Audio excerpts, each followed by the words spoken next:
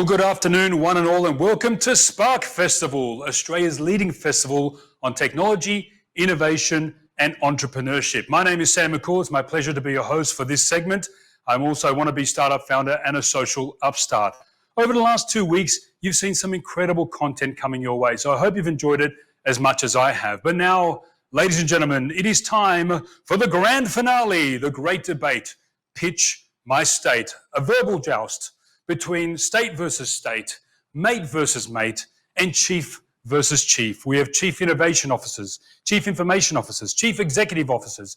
A friend of mine once said the main problem with the Australian startup ecosystem is too many chiefs and not enough Indians. But his name was Sanjay and he was looking for a job, so he may have been slightly biased. This afternoon's debate is a Zoom room full of overachievers, or in layman terms, entrepreneurs. They have more letters behind their names Berejiklian and Palaszczuk have in their names. That's right, ladies and gentlemen, these state chiefs are going to attempt to lure you aspiring tech entrepreneurs to their respective states, even though probably sometime in 2025 when the travel bans and restrictions end. Now, you may have thought that state-based rivalries are an anachronism. They should have gone out with the Federation of Australia 120 years ago, but no. It's time to rethink everything, ladies and gentlemen, as the motto of the Spark Festival, because we're building a new economy that's basically digital or virtual or virtually digital. Whatever it is, we're creating a culture of abundance, a culture where we give before we get. Just like the ATO who give me JobKeeper and then get my FY 2020 tax return once that's finished. It's basically system to be part of than the startup ecosystem, one where you're encouraged to make mistakes and failure is celebrated. Even the Australian Bureau of Statistics admits that only 1 in 10 startups actually succeed, so 9 in 10 fail, but that's okay because the one that succeeds pays for the rest of us, so that's good odds. If you don't think 10% revenue is enough, think about what state governments do with GST, a lot, including sponsoring this event. Thank you so much, New South Wales Treasury. And if you think that them putting money into this event guarantees them a great result, think again. Think about WestConnex. It's not always the positive outcome. Anyway, really don't make fun of sponsors early on. That's a very important lesson.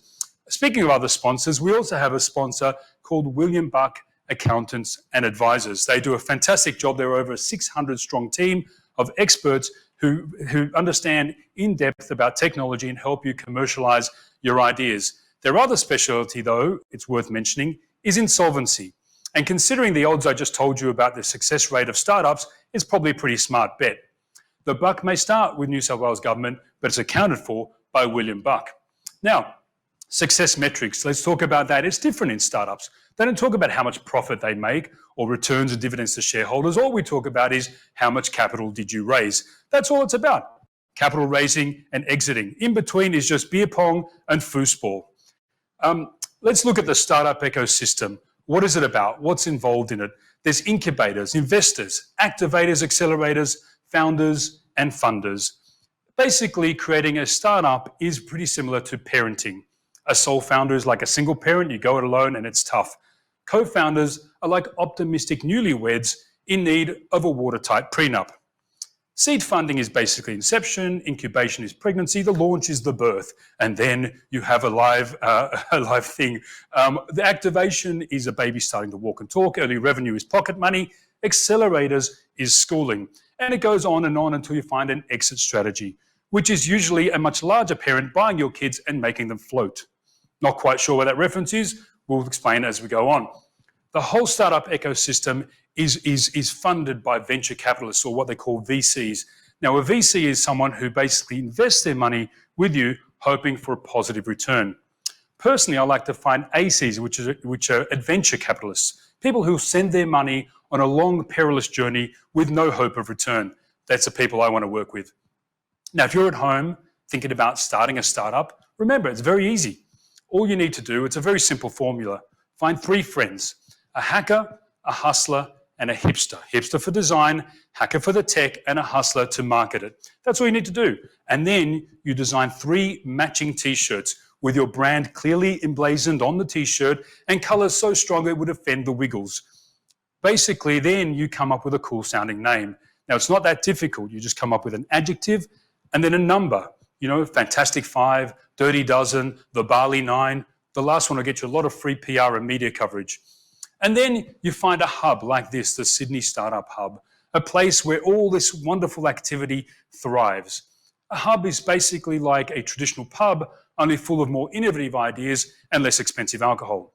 So I'm so enthusiastic about this whole ecosystem that I want to start up my own VC firm. I'm going to call it Hub Capital or Hubcap. And basically, I've got only about $35 to invest, but that's okay because it'll cover beer and pizza for our first meeting, and the rest I'll just afterpay. So, ladies and gentlemen, I hope that set the tone for our pitch, our debate. We've got chief entrepreneurs and executives from all over the country who are going to pitch you on why their state is so great to be a tech startup founder. Let's start with the great state of Victoria. Now, our first speaker is an absolutely incredible person. She's the CEO of Startup Victoria, which is a not-for-profit, or as I call it, neutrally geared enterprise. It's a grassroots community of over 20,000 people, which is equivalent to the size of Wangaratta, if Wangaratta was full of global tech entrepreneurs. And she's also a member of the Victorian Government Innovation Task Force, because in Victoria, if you want to innovate, you need a task force. Now, according to her, despite Melbourne being Australia's most livable city for coronavirus, there are still plenty of great advantages to building your startup in Victoria, like the fact that you don't need to commute more than 5 Ks to get to work, because you can't. Think of it as cost savings on petrol, car insurance, and Melways, which nobody knows what is. Anyway, ladies and gentlemen, without further ado, it's time to welcome our very first pitcher, the CEO of Startup Victoria, Judy Anderson. Over to you, Judy. Thank you so much, Sam. I really appreciate the introduction. And hello, everyone. It is true, I'm joining you from my study at my house, but I can say that we're happy to have updated 5K to 25K. So the petrol costs are going up just a dash. So as Sam mentioned, my name's Judy Anderson. I'm the CEO of Startup Victoria, and I'm excited to kick off with the first pitch representing the state of Victoria. So Startup Victoria, we are a not-for-profit grassroots community, as Sam mentioned, with over 25,000 people in our community these days, which makes us one of the largest entrepreneurship groups in the country. We believe that building a business can change your life and change the lives of others. And we are on a mission to build a thriving startup community where all founders have the support that they need to thrive. In terms of what we do, we provide business support services, content, events, and community connections for practicing startup founders and, of course, future founders who are looking to start a business. So why is Victoria such a great state to start a high-growth tech company? Even in lockdown, I do believe that Victoria is one of the best places to build a high-growth tech company, and I think the last few months have proven our strength, regardless of the challenges that we've had. So some stats for context on the Victorian startup ecosystem. We've got over 2,000 startups that are using technology to compete in the global market, and those startups are creating over 40,000 early stage startup jobs as well, for those who are maybe not up for the entrepreneurial challenge of starting a startup, but are chaos tolerant and willing to work in one. We've also got 14 unicorns in Victoria, which is the highest number in the country, and that includes some better known names like REA and Seek, and some lesser known ones like CultureAmp and Airwallex. And Startup Genome estimates that our early stage market in Victoria has tripled in value from $2.2 billion in 2018 to $7 billion in 2020. But what underpins these stats? Like, why does that even matter? How did we actually get there? I can tell you that it is not our strong sector strengths. We do have high density and high innovation companies coming out in fields like medtech, fintech, and enterprise tech, but that's not why Victoria is such a great place to build a company. It's not the quality or the quantity of startup support programs and organisations. We've got 40 accelerators in Victoria, 375 investors, and over $500 million was invested in the sector this year across 49 different rounds. There's entrepreneurial education from all major Victorian universities, startup-specific professional support providers like Luna and Coghlan Duffy & Co, and our government is strongly committed to the support of the startup sector as an economic recovery channel, including the continued commitment by the state government to fund LaunchVic, Startup Victoria's grants funding agency for the organisation, and the City of Melbourne. And of course, it's not community organisations like Startup Vic. It's also not our incredible tech talent. INSEAD ranked Melbourne as one of the number 12 cities in the world for tech talent across the globe. And Jack Dorsey, who's the co-founder of Twitter and also the co-founder of Square, described Melbourne in his visit here last year as having some of the best technical talent globally. But these aren't the reasons why Melbourne is so special. So what is it? Is it the coffee? Is it the footy? We all know it's certainly not the weather. So why is Victoria one of the greatest places in the world to build a startup right now? I believe that it is the strength of our network, and it is the strength of our community. It's the connections and serendipitous collisions that are created by people who are working in and on the startup sector here in Victoria. They create a powerful network that encourages founders to succeed, actually helps them, and of course lifts up the future founders to join this growing ecosystem as well. And I think the best part about Melbourne's community is that everyone is willing to support new founders to join, and we all want to see you succeed. So I talk about this as nodes. So the startup community network is built around the best nodes in the country. We've got huge diversity, people supporting from all backgrounds in all sectors with all sorts of levels of maturity of experience and entrepreneurship. There's a high speed factor to how quickly we can connect different people and organisations across the community. Victoria isn't a centralised hub. We're dispersed and sprawling across lots of different suburbs and even out into the regions. But that's perhaps what's made Victoria one of the greatest communities, is we can send people across that network very quickly and make those connections. And of course, the quality of the nodes. We've got some of the best and brightest minds in Victoria. And of course, that drives excellence, which is what we are very excited about for our startup community. I think the last thing I wanted to share is that 2020 has been tough, and particularly it's been tough for us here in Victoria. And most days have not been easy amongst the community. And I'm proud to say that what we've shown is grit, determination, and incredible empathy for others across our community. And as awful as this experience has been, I do believe it's going to make us even stronger. The saying goes that it does take a village to raise a child, and startups are exactly the same. And founders looking to start a startup should choose the Victorian Village, and will welcome you with open arms. You'll find the support that you need, the creative capital to drive innovation, and a welcoming community that wants to see you build something that you never thought was possible. So thank you so much for listening to my pitch on why Victoria is a great place to build a startup. And if you have any questions, you can contact me at Fast Track Duty on Twitter, or join our virtual community at startupvictoria.com.au. Thank you, Sam. Okay, that's great. Thank you so much, Judy. Well, you built a very good case there. 1,800 startups. You need to do 2 more so you're up to date, by the way. But it's 14 unicorns, very impressive. Now, I heard you talking about how the whole 20,000 strong community started up a couple of meetup events. Was that right? That's right. So Startup Vic actually started as a meetup group called Lean Startup Melbourne. It was a bunch of founders getting together on a Friday night for beers at Inspire 9, which was one of the first co-working spaces. And they were setting bets on who could get to $1 million revenue first. And then before you knew it, that became a few hundred. Started getting some guest speakers in. Investors would attend because that was where the founders were. And then before you knew it, there was 7,000 people. And fast forward to today, it's not just founders and entrepreneurs in the community. It is everyone else in the space: accelerators, investors, co-working spaces, government policy writers, corporates, and everyone who's excited about the space. That's great. Hopefully when the first people got to $1 million revenue, they were shouting beers after that, I would hope. Now, I heard you also talk previously about Bendigo City Council and what they're doing in terms of regional development, in terms of startups. What's happening there? Yeah, what we're seeing now is one of the principles of a great community is that it has to be built by local entrepreneurs. It can't just be, someone flying in and setting up the community. It has to be owned by them. So we're actually seeing regional startup communities really start to strengthen it. It's not just in Bendigo, it's in Ballarat, it's in Gippsland, it's in Geelong, it's in the north, and each startup community is now beginning to have its own roots. And I think the fact that we are moving to a more remote workforce is actually leveling the opportunity playing field. So you can actually be in a region and have a globally successful tech company. You don't have to be in Metro Melbourne to succeed. Well, that's good to know. And are you ever considered about building some nodes outside of Melbourne, like in other states? Yeah, I think that's something that we're seeing happen as a result of taking everything online with Startup Victoria. Like, we were largely an in-person events company at the start of the year, and now everything's online. And so what we're seeing is not just people from other states getting involved with everything that we do at Startup Vic, but we've had people join from South America, from the US, from Europe, from Asia, it's been crazy how many people are now joining that community. So the diversity is definitely increasing off the back of coronavirus. So it's something that we'll look to continue regardless. We'll stay online.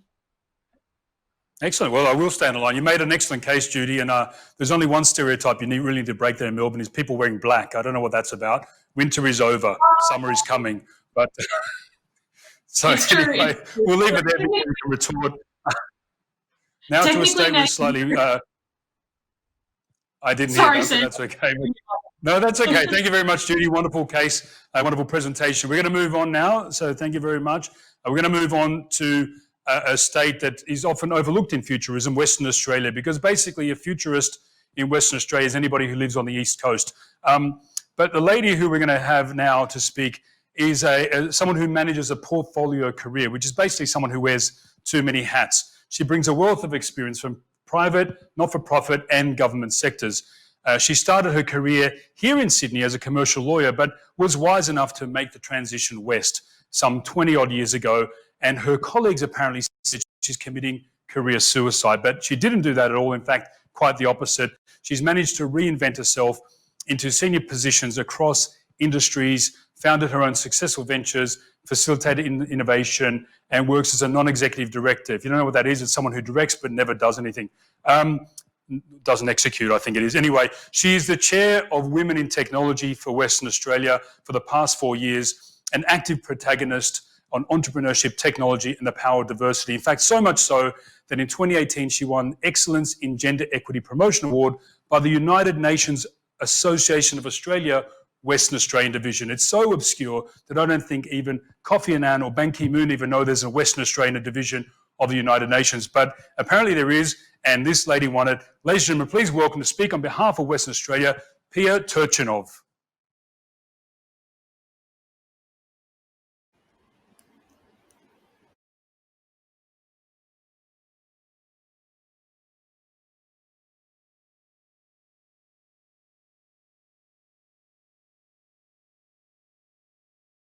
Hello. They muted me. Hi from Western Australia. Thanks, Sam, for the intro. That's a perfect introduction and a perfect segue into my pitch. Forget what you know, what you think you know about Western Australia. I've got 5 minutes and I'm going to give you 5 reasons why there's no better place to call home for your next venture. Number 1, we offer a completely new perspective on isolation. Isolation nurtures independence and with it the opportunity to absolutely reimagine the possible. WA is a big state and in fact it's the biggest in Australia. And that's forged us into a world leader in doing things from a distance.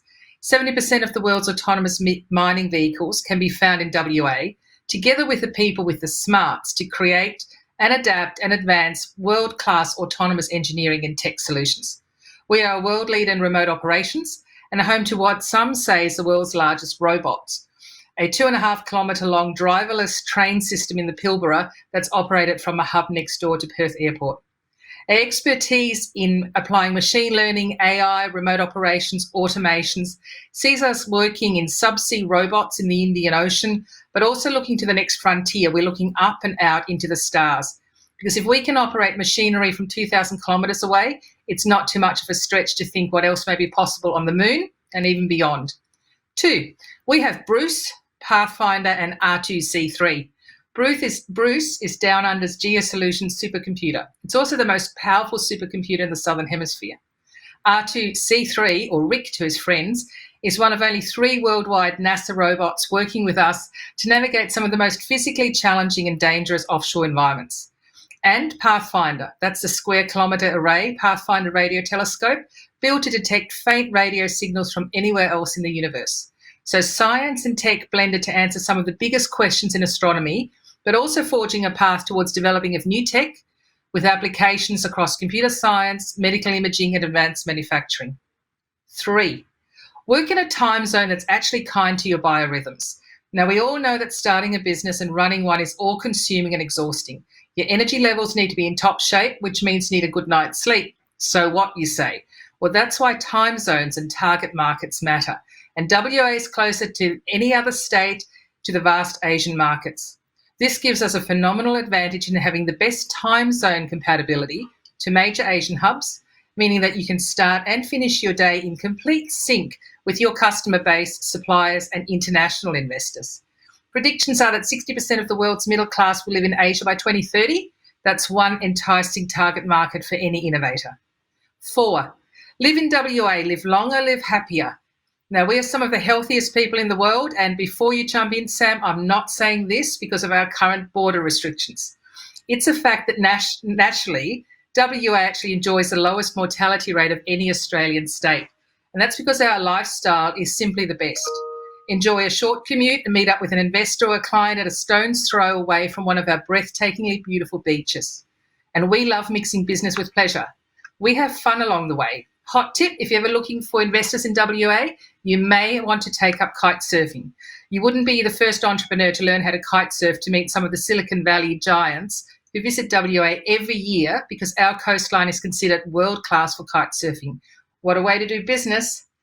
The other good news is that the average Perth house is almost 100 square metres larger than the Australian average, which means we give you a lot more living space. And 5, we know it's okay to draw outside the lines and we enjoy it. We are known for our risk appetite, we're proactive, and we understand speculative investments, which is exactly what a startup wants to hear. Our resources industry has made many a millionaire around town, but those are also the ultra high net worths that are now looking to invest in the next generation of ideas in tech. A third of the ASX listed businesses are registered in WA, and nearly 80 of the Financial Times Global 500 companies operate in Perth. So you'll be in good company. We have 5 universities brimming with knowledge creators and are home to leading international medical research facilities. So WA stands on the shoulders of generations of independent thinkers and entrepreneurs who know how to punch above their weight. Many of us originally hail from other regions, cities and countries, but we all share an awesome sense of get up and go. Because after all, if you choose to move here, you tend to bring with you a higher risk appetite and a really particular drive. And that's a perfect storm when it comes to innovation and business. So whether you're looking at new energy solutions, med tech, ag tech, advanced manufacturing, robotics, AI, machine learning, remote operations, cutting edge science, our balance between access to smarts and talent with ideal proximity to markets do make West Australia the ideal home for your new venture. So then throw in a day at the beach and a good night's sleep. It doesn't get much better than that. So we have some amazing talent in WA, but remember, there's always room for more. So we'd welcome you to join us. Thanks very much. And we do think that WA is the best place to start your startup. Excellent. Well, that's great, Pia. Thank you very much for that wonderful presentation. I like that you made it numerical as well, so it was easy enough for us East Coasters to follow. I want to know that picture you had, that image there, was that Rottnest Island, was it, on a sunny day? Or, it is Rottnest. The reason I chose that Queensland Tourism? No. The reason I chose that is that's where our investor showcase and our pitch fest happens every year. So I can't think of a better location than Rottnest Island to actually pitch your startup to investors. That's right. And if you don't make enough money, you don't get off. So it's great. You stay there for the next year's pitch, is that right? And do you commute by kite surfing? Is that how you get there? Or absolutely. And if the sharks get you, then you're right. Well, the sharks may actually get you there because it's actually a realistic threat, isn't it, WA? But a fantastic pitch, and there's a lot to be said for fresh air and good sleep, isn't it? That's a lot to do with what you said. R2C3, is that a robot from Star Wars, or what was that? Something to do with it sounds astronomy? Like it, isn't it? I think they might have pinched a little bit of inspiration there from Star Wars to name that one. Excellent. Okay. Well, look, it was a great presentation, and obviously very inviting for anybody who's thinking to look for massive opportunities and 100 square metre larger houses, which is basically anybody in Sydney or Melbourne should move over there, shouldn't they, really? So thank you very much, Pierre. Thank you for the wonderful presentation. We're going to move on now to New South Wales. So it's time to introduce the man that runs this whole precinct. So I better be careful what I say. He currently leads the precincts and innovation ecosystems for the New South Wales government. So not just the Sydney Startup Hub, but 2 global innovation districts, Tech Central, which is going to be the sort of anchor tenant of Atlassian and many others, and of course the Westmead Tech Centre. But he's going to talk more about that in a moment. Our next speaker loves the Australian tech sector so much that he actually lives above Canva and across the road from Safety Culture. But more to the point, he's half American, so he's a bit dreading the next US election, because if the results don't come out the way he wants, he may have to become fully Australian. So let's see what happens there. Ladies and gentlemen, without further ado, please welcome to the virtual stage, Jared Kendler. Thanks very much, Sam, and hello everyone. It's great to be here. So I've got a lot of stuff to get through on why New South Wales is the best place to grow your startup, and you'll hear many of the same things that you heard in some of these other pitches, but obviously this is New South Wales, so it's going to be at a grander scale. Firstly, this is the best place to live, work and play. Where Sydney is the highest ranked capital for quality of life in Australia, one of the world's most welcoming, livable and secure places to live. When the international community thinks of Australia, they think of Sydney Harbour, they think of the Opera House, they think of icebergs, they think of Bondi Beach, they think of Byron Bay, and even Chris Hemsworth with his shirt off. All great assets that draw the global eyes to New South Wales. We're the place where you can surf in the morning and be in the mountains in the afternoon. And we have the Goldilocks of weather. Not too wet, not too hot, it's just right. And we're easily the most connected state. Where else can you be fly in from the international airport and get on a train and be in the Sydney CBD in less than 15 minutes? Yes, on a train, not a bus, Victoria. It's a combination of these factors that draws people from all over the world to New South Wales. Now, what's really important, we all know, is talent. New South Wales is the leading source of highly skilled and diverse talent in the country. We have two of the leading universities in the country, and arguably 3 in the top 100. We are producing the most STEM graduates, over 100,000 STEM enrollments, and about 60,000 recent STEM graduates from our universities. On top of that too, we also have the most creative arts graduates of any state, churning out about 7,500 graduates in the last few years. And to round this all out, we have the largest pool of skilled ICT workers in the country. Over 100,000 people in data science, programming, engineering, developer roles, you name it. Having access to highly skilled talent is the key to creating your startup and building your startup here in New South Wales. Now let's talk innovation. Sydney is the second highest ranked in Asia Pacific for innovation, and the leading Australian city in startup genome. It has to be said that we are the startup capital of Australia. We're home to almost 50% of all startups, and more than 600 multinational corporations have chosen Sydney to be their regional headquarters. There's a very good reason why global companies, including Google, IBM, Amazon, Salesforce, you name it, I can go down this list for days, call Sydney home. We're the forward-thinking city, and also the home to many of our local powerhouses.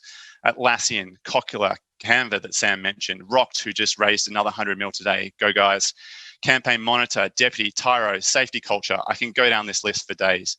The state is also home to many of our leading centres of excellence in this country, whether it be the Sydney Quantum Academy, whether it be Data 61 and many others who are leading the way in cryptography, network security, autonomous systems, artificial intelligence. And I can't forget our regions as well. Our regions are full of a very highly skilled workforce, and I recognise the leaders in many other areas of tech, including high value manufacturing, clean energy and transport systems. But it's also about the dollars, right? You need to be able to raise money. New South Wales is home to over 100 VCs and 8 of Australia's 10 largest fund managers. But it's also about what is the government doing to support the ecosystem. Now, as I stand here in the Sydney Startup Hub, and as Sam is downstairs as well, it has to be recognised that this startup hub was the first of its kind in Australia, and when it was opened, was unmatched in the Southern Hemisphere. Since opening, there's been more than 1,000 startups that have been created here within this building. Over $280 million has been raised by our startups here. And we also have our regional landing pad that has been home to about 3,000 different visits over the last couple of years. We're also about to open a new startup hub in Western Sydney, so we're excited about that. But it's not just about the hubs, it's about the programs, and it's about the support that you get. We have our Sydney Startup Hub community, which now has over 2,000 registered users and 500 startups. We have a virtual in residence program that gives founders one-to-one access and coaching to 22 experts and professionals who can help you with commercialization, product development, marketing, recruitment, investment. I note that some of our other states have that too, but at a cost. We also provide for the computer that really matters, your brain. Over the last couple months, we've run the Brain Power series, which was a 12-week complimentary program for founders to support practical ways to deal with stress, personal well-being, and other things.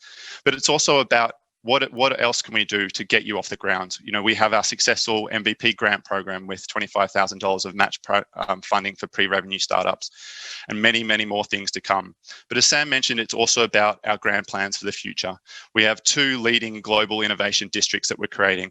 Firstly, Tech Central, where we have $48 million to begin to activate a place where startups, scale-ups, universities, research institutions and high-tech giants are going to come together to solve problems. You heard earlier from Sam that it's going to be the home to Atlassian, but there's going to be much, much more, including 50,000 square meters of affordable space for startups and scale-ups. You can already see yourself there, can't you? But that's enough about the tech side. Let me finish with this closing argument. New South Wales is Australia's place of endless opportunity. We are the heartbeat of Australia and its gateway to the world. So while other places might promise you great coffee, the beach, Jack Dorsey endorsements, we promise you everything they said and more. New South Wales is the can-do place where everything is possible. If you can do it and you can dream it, you can do it here. And this is why New South Wales is the best place to grow a startup. Oh, what a pitch. That's incredible. If you can do it, if you can dream it. I mean, you could have a job of Lara Bingle selling tourism for New South Wales, I think. That was a great effort. That's what I moonlight as. That's exactly. Now, I noticed you got a roof over your head, but I heard you're partial to rooftop beverages. So are you going to get rid of the roof shortly? I think so. I think we all should be heading to a rooftop and enjoying that beautiful Sydney weather that we have out here, Sam.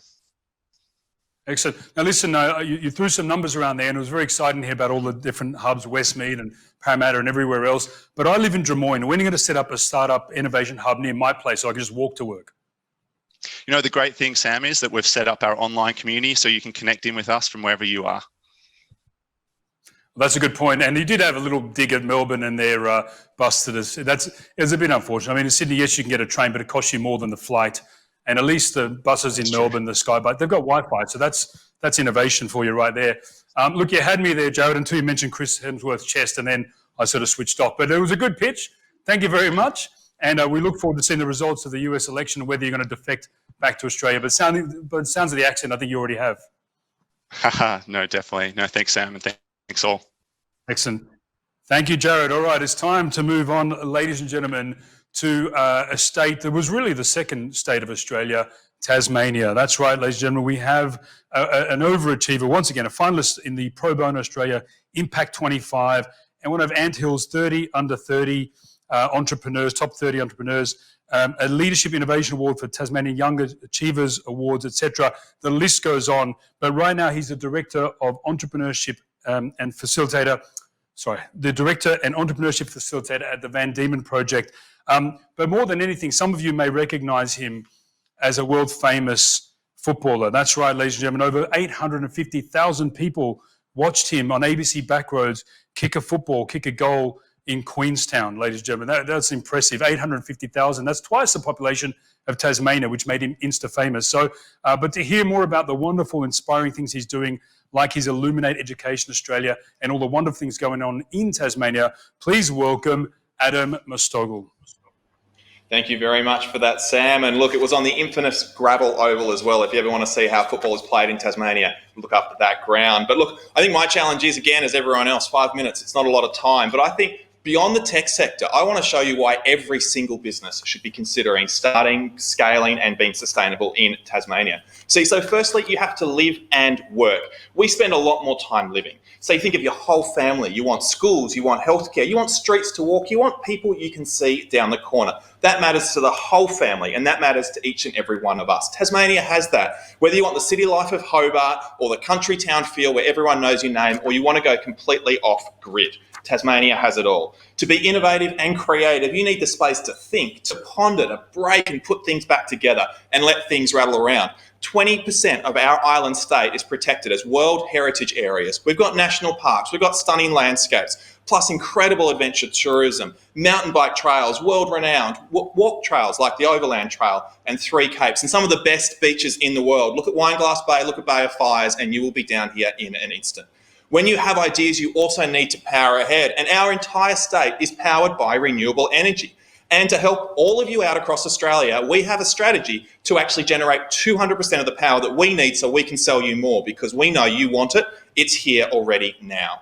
And with that power comes connections. We're one of the first states to roll out the NBN. So we have lots of homes with fibre to the premises, not coming, but now already. Homes across Tasmania connected, and local providers made sure we were the first regional communities to have gigabit internet connections, which is still the envy of the country. And we can connect people via air too. Before COVID, I used to leave my home after someone would leave their home in Melbourne to have breakfast in Melbourne, and I had to be on a plane. The mainland's just a short flight from Hobart, Launceston, Devonport or Burnie. And look, as I think about breakfast, you cannot go past the produce here in Tasmania. I know we're a small island. We don't do things en masse, but by damn we do things well. Whiskey, cheese, beef, wine, seafood, you name it, we have it here in Tasmania. You will always get fueled up for the next stretch in your business. Have that perfect client meeting, the sneaky dash between meetings, and we know that Providence matters. We support local and we support local businesses. As an island, we have always been innovative and creative. Tasmanians have generated incredible things that are world-renowned. We do have the second and third oldest city in Australia. Innovation is part of our culture. And I think you might be surprised of some of the things that came out of our island state. The first written reference to fairy bread, the quintessential party food, printed in the Hobart Mercury in 1929. The telephone was used 1 year after it was invented in the US, right here in Tasmania. The black box flight recorder, invented here. Launceston, it's a strange one, has the third oldest underground sewerage system in the world. It goes Paris, London, Launceston. Launceston's the second city in the world to be powered by hydroelectricity. George Cole set up a little corner store in Wilmot near Devonport in the 1910s, set up his next store in Melbourne. That's how we have Cole supermarkets. The first Chamber of Commerce in Australia is right here. The Theatre Royal in Hobart's the oldest continuously running theatre. The first art society in Australia, the first Royal Society for Science outside the UK, right here in Tasmania. Per head of population, Tasmanians have been awarded more Victorian Crosses in conflict than any other state and territory. The first Australian woman to win a Nobel Prize, born in Hobart. And Judy, I'm sorry, but the most famous startup for Launceston is Melbourne and Victoria because they sailed from here to set up Melbourne. And for those who have been using notes on a notepad, these things, they are Tasmanian. They were invented right here in Launceston. But it's not just things from the past. Savage Interactive, if you ever use Procreate, that's developed in North Hobart. Lark Distillery, some of the best whiskey in the world, right here in Tasmania. Matthew Evans, SBS's gourmet farmer, lives down in the Huon Valley. Booker Prize author Richard Flanagan's a Tasmanian. We have so many more. We actually have the highest per capita startup rate in Australia right here in northern Tasmania. We've got a community that gets you and you can join. Tasmania is the perfect place to take something from ideas to market to the world. And importantly, to do this, it is more than government. With 97% of businesses employing less than 5 people, we get what it's like to start and run a small business. I'm not here as someone from government wearing a hat. I'm not even in the capital city. I'm someone who gets this community, who cares about it and invests back in because I'm passionate. We all work together. Government, education, health, university, businesses. We have startup hubs, we have co-working spaces, community organisations, everyone comes together. The government doesn't have to lead because we do it together. And importantly, while I'm the one here pitching, I've got some great insights from the whole of the state because in Tasmania, we have a community that backs people, that supports them and is really proud of our place. Sarah shared this with me on LinkedIn. Tassie is an island full of creative and laterally thinking innovators who are used to working at the edges and the margins. We invent by necessity. Our perspective is unique and our communities are strong. We live well locally and we work globally. The Mount Lyell mine on the west coast of Tasmania has the motto of we'll find a way or we'll make it. That is Tasmania. No obstacle is too big. We have people who think differently, think creatively, and don't easily say no. Tasmanians do it well. We make it special. And we're not always in it for the money. We're in it because it matters. We are in pursuit of the extraordinary. Every single corner of our state is different. Tasmania has it all in one state. You can live, you can work, you can enjoy, you can relax, you can be energised, all right here in Tasmania. But I know that you all know this already. While you might be pitching all the great factors about your states, I know that Tasmania is the place that you want to be, to visit, to enjoy, to be creative, to work and to live. There is something special here. It's our people, it's the place, it's the produce, it's the personality. It's just being Tasmanian. And I know that you want to be part of that. You'll need us to help you with your businesses and we want to help you as well. So we'd love to see all of you down here in Tasmania because it really is the best place to start and grow a business. Well, Adam, what a great pitch there. That's fantastic. I mean, you squeeze it into 5 minutes. You obviously had a lot of time on your hands to research that much information about things that have happened in Tasmania. Well done. Part of what we learn in school. Don't worry, we all know those stats. Oh, you learned it. That's right. It's ingrained into you. So you did such a great pitch that I think all 23 million of us on the mainland are coming to move to Tasmania. Have you got the capacity for us? The borders don't open for a little while because we are very protective of what we have that's special. No, we definitely do. We'd love to see everybody come down and enjoy what we have in Tasmania. And we'd love to personally show you around. Come and say hello. Come and meet us all. I'm Adam. I'm sure I can introduce you to a few other people. We'll see you soon. Well, Adam, we're going to go one step further, actually. On Boxing Day, we're going to send a whole bunch of sailing yachts down your way. So that'll be the advanced party, okay? So maybe not Launceston and Hobart anyway. But you did mention about everybody knowing your name. But with a name like Mostoggle, I mean, I think everybody must be able to remember that, right? Yeah, it comes up in conversations quite regularly. It's actually the 7,100,000th most popular name in the world. I didn't know that. I'm learning something. That's fantastic. No, I thought, and I also didn't know the coal started down there. That must be where their slogan "down" comes from. Down to Tasmania. Fantastic. Look, you did a great job. I think you've convinced almost all of us, but we still have 2 more pitches to go. So we're going to move on. Thank you very much, Adam, to the sunny state of Queensland, and that is how you pronounce it, Queensland. The emphasis is on the wing. We're going to move now to the CEO and co-founder of WGBS. If you don't know what WGBS is, it's the world's biggest garage sale. This lady is an impact entrepreneur and a pioneer of the circular economy, which I explained earlier. She's a TEDx Brisbane speaker. She's won the Lord Mayor's Business Award for Sustainability, the Cleanaway Waste Innovation Project. She's a finalist on River Pitch Innovation Award. She won the Innovation Award for Brand of the Year by the Queensland Chief Entrepreneur herself. She's done pretty much everything. She's what's known as a 1%er, which I always thought means you control 99% of the planet. But no, this is people with a natural capacity and passion only matched by the energy for entrepreneurship. So ladies and gentlemen, without further ado, a lady who's passionate about people, planet, and profit for purpose, please welcome Yasmin Grigalunas. Thank you, Sam. Hi, everyone. As Sam said, I'm Yas Grigalunas, and my pitch is a little bit different today with a lived experience perspective from the voice of a founder on the ground right now as we speak. So here's an under-the-hood look at life as an entrepreneur in Queensland. For me, my spark ignited back in 1993 from the humble beginnings in my red Datsun Sunny. Clearly, my red is my colour. When I rolled up to the Red Bank Plains Silvio's Dialer Pizza store in my first job as a delivery driver.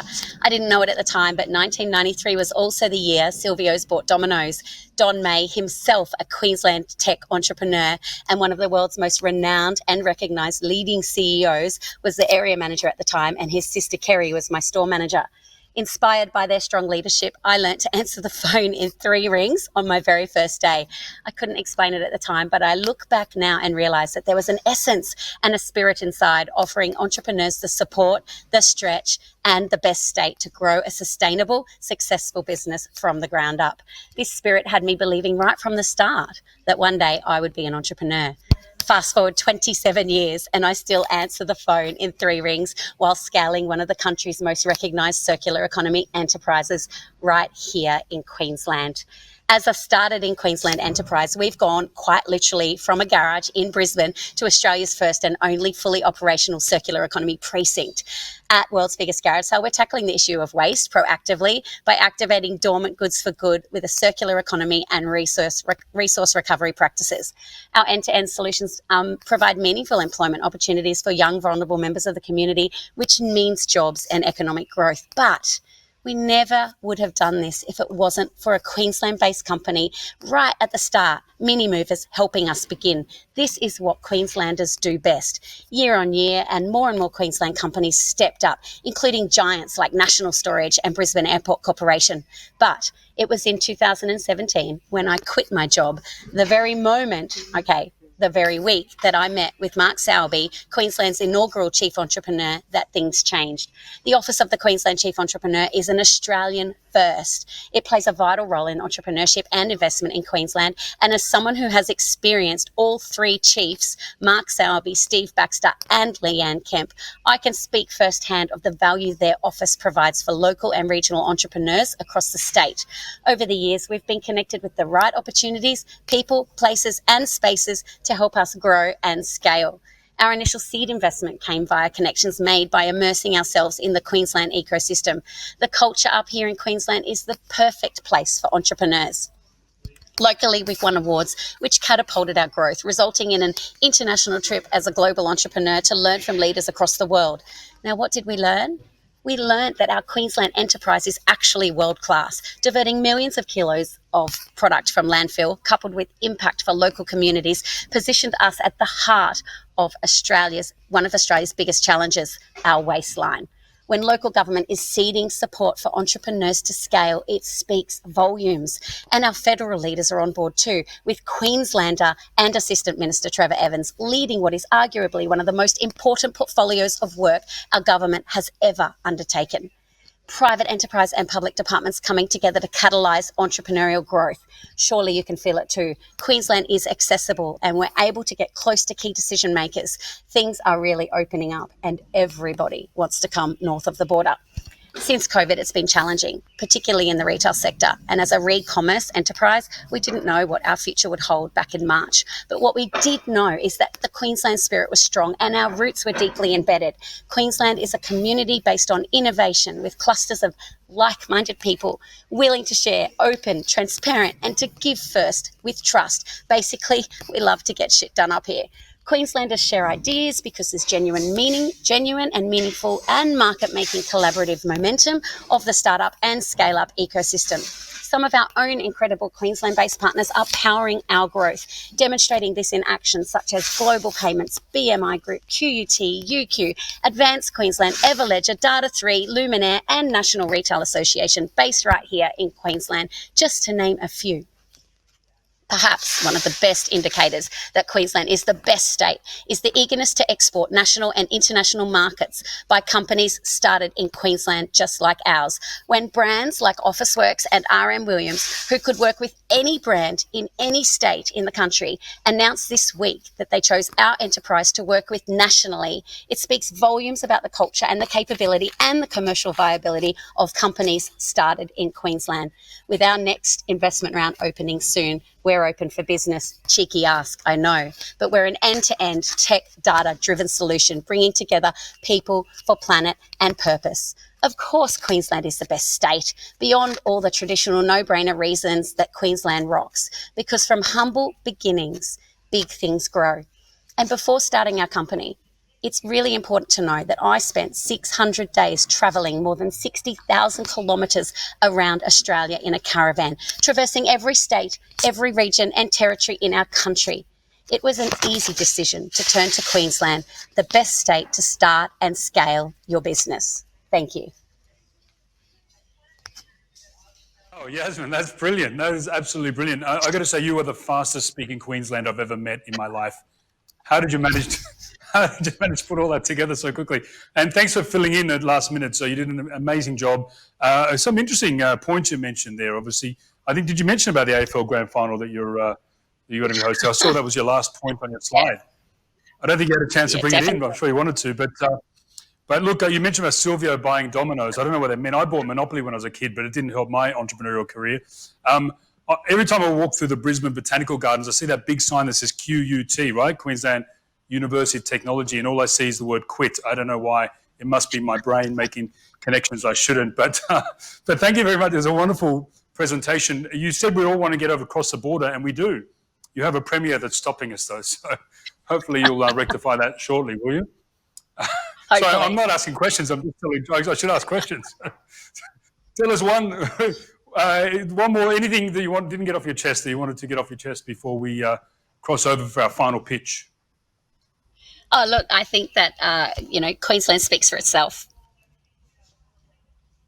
There you go. And so do you. So thank you very much, Yasmin. Brilliant pitch there. Thank you. Wonderful job. Now we're going to cross to our sixth and final state, not for any particular reason, but it's just how it worked out. Our next speaker is South Australia's first chief entrepreneur. You heard that Queensland was first to have a chief entrepreneur, but this is South Australia's first one. But he is a man of many, many accolades. Chair and executive director, former CEO, and co-founder of innovative defence industry company Nova Systems. They were voted as one of the top 20 fastest growing companies in South Australia, 4 years running, a BRW Fast 100 company, top 100 South Australian company, etc. But more significantly, he's the former Air Force pilot, a test pilot, holds a Master's of Business Administration, a science degree, and completed a Harvard Business School OPM Executive Education Program. This guy has, as I said, more letters behind his name than we have in our names. There's a whole list of other accolades.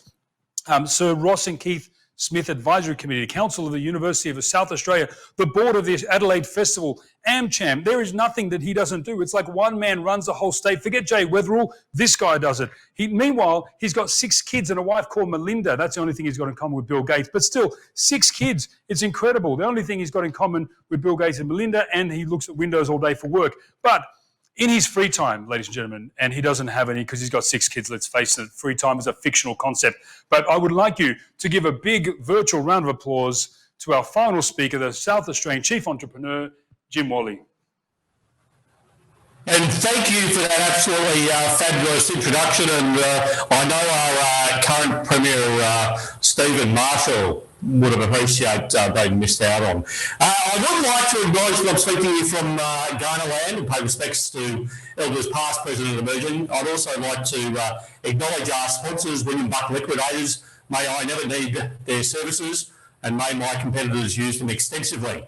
South Australia is rich in many ways, from its diverse natural resources to the bold, enterprising people like me who call it home.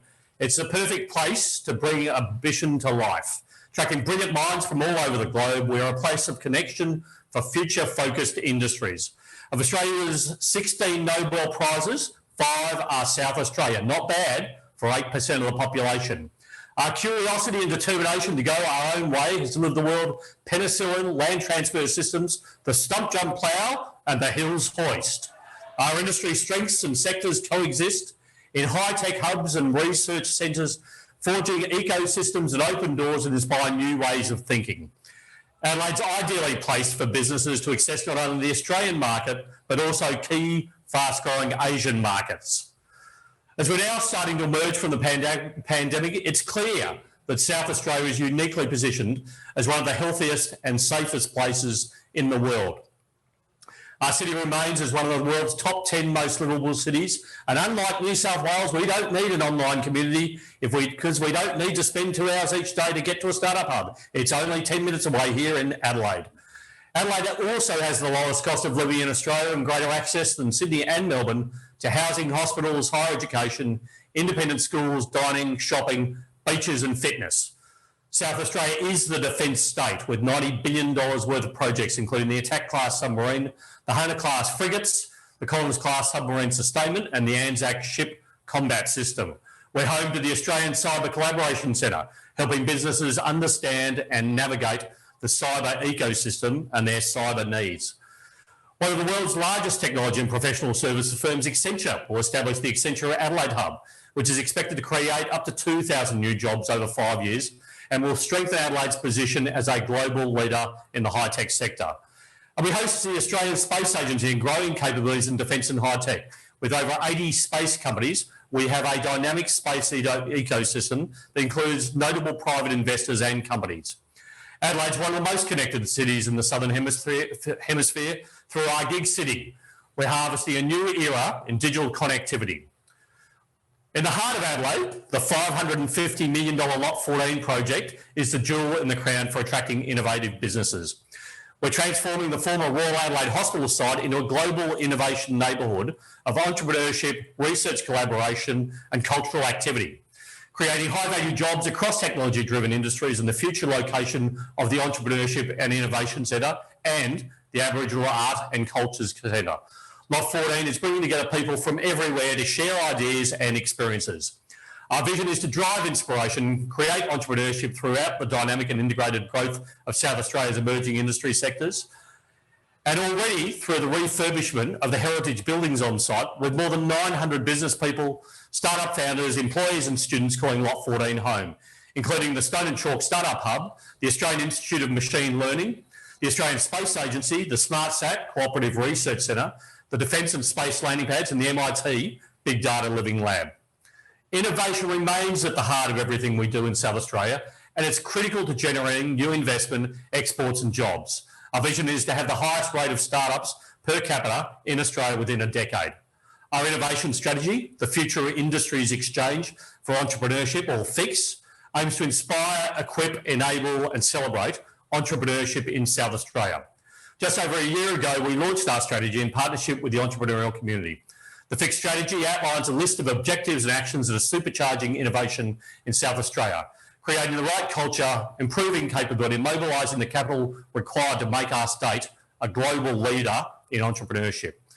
FIX has supported startups through events, programs and seminars. Some of the key actions include the FIX Mentor Program, developed in response to COVID-19, a $2 million Go to Government program, giving startups the unique opportunity to pitch their ideas to the state government, the largest business in town, a $28 million Research Commercialisation and Startup Fund, a $200,000 fixed scholarship program supporting key staff of early stage scale-up or high-growth businesses to participate in leadership, management and innovation development training, a $450,000 Activate Angels program supporting angel investor networks to invest in more early stage businesses, and the $50 million Startup South Australian Venture Capital Fund.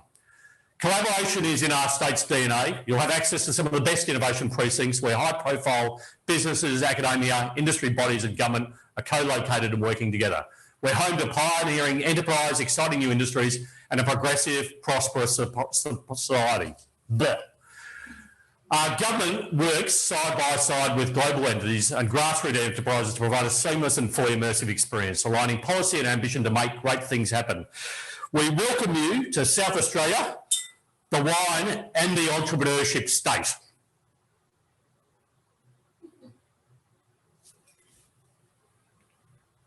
Thank you very much, Jim. The wine and entrepreneurship state.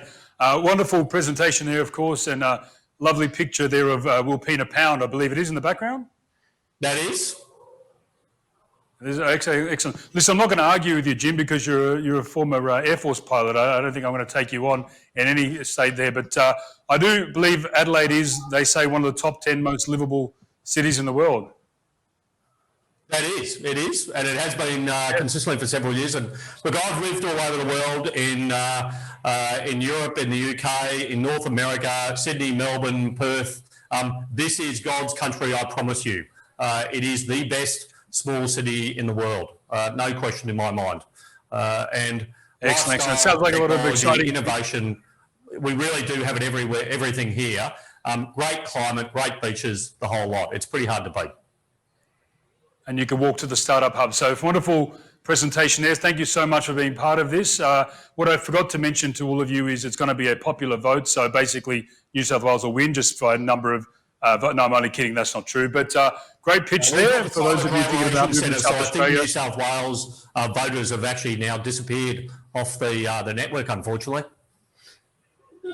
Okay, you can probably make that happen. But the borders are open in South Australia, right? So we'll head down there as soon as there's water, electricity. That'll be great. Thank you very much, Jim, for being part of it. And thank you to all our pitchers for donating their time and convincing us of why their state is a great place to be for innovation and tech startups. Hopefully that's inspired you. Hopefully it's given you some food for thought and for action.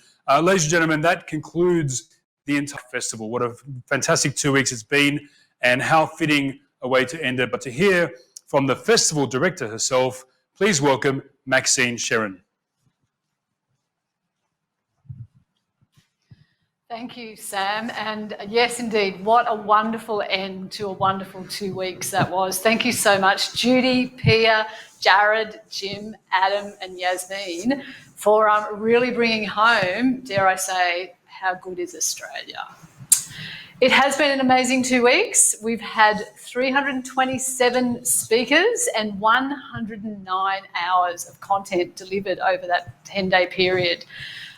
Those speakers have shared knowledge and their lessons learned along the way in the most incredibly generous fashion. Speaking of generosity, I would definitely like to thank again our sponsors and supporters for Spark Festival this year, New South Wales Government, our major sponsors, and William Buck, our gold sponsors. We definitely couldn't have done a crazy 12 hours per day, 2 week live stream without your support. Also couldn't have done it without Fabiano and Patrick from Co-Produce, who have wrangled all 327 of those speakers on different networks, different laptops, different setups. An amazing job, you guys. Most of all, need to thank you, the audience who's out there right now. We hope you've enjoyed Spark Festival. We hope you're feeling inspired and ready to imagine and bring to life the kinds of exciting, valuable and successful ventures that Australia needs if we are to thrive in the new economy. Thanks for tuning in. Best of luck with those new ventures that I'm sure you're all planning now, and have a good weekend. That's it for Spark Festival 2020.